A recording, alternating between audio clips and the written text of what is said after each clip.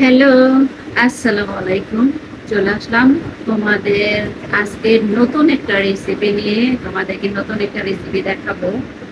তো আমিও জানতাম না, এই মানে ইদানিং শুনেছি যে একটা ফল আসছে, ননি ফল। ঠিক আছে, তো আমাকে এক ভাইয়া বলছিল, তো উনি দিতে চাইছিল, উনি আর দেয়নি। যাই হোক, আমি অর্ডার করে আনেছি। ওইটাও তোমাদেরকে আমি ভিডিও বানাইছি, দেখাবো। আর আমি এখন দেখো, ননি পাতাটাও নাকি অনেক কাজ করে। তো ননি পাতাটা, এই যে আমি পাতাটা সিদ্ধ করেছি। ঠিক আছে, মানে এটাকে আমি জাল দিয়ে, মানে রস যাকে বলে, আমি ওইটা বানাইছি।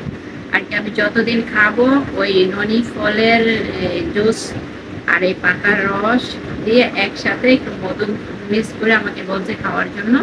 তাহলে নাকি ব্যথা ট্যাথা যা আছে সব মানে ভালো হয়ে যাবে। কারণ আমার তো এমনি চিকুনগুনিয়ার জ্বর হয়েছে। চিকুনগুনিয়ার জ্বরেতে কিন্তু আমার এই ব্যথাগুলো ভালো হচ্ছে না। তাই আর কি এই পদ্ধতি। আচ্ছা দেখো, আমি কত বড় বোতল নিয়েছি। এখন আমি এটা ডালবো। শাখা লাগবো না, কারণ এগুলা ধুয়াই তো ইয়া করছি, তাই না? দেখো, দেখি।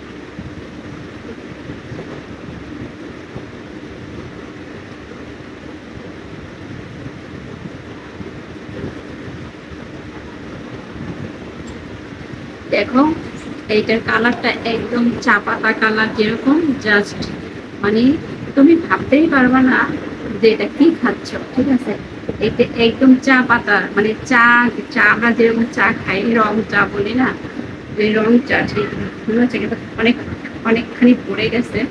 তো যাই হোক, এই দেখো কালারটা একদম কিসের মতন মনে হচ্ছে, মজু মজু মনে হচ্ছে, তাই না?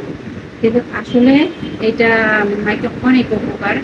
তা আমি দেখি খেয়ে আসলে কেমন উপকার। যদি উপকার আমি পাই, তাহলে অবশ্যই আমি তোমাদেরকেও জানাবো। ঠিক আছে,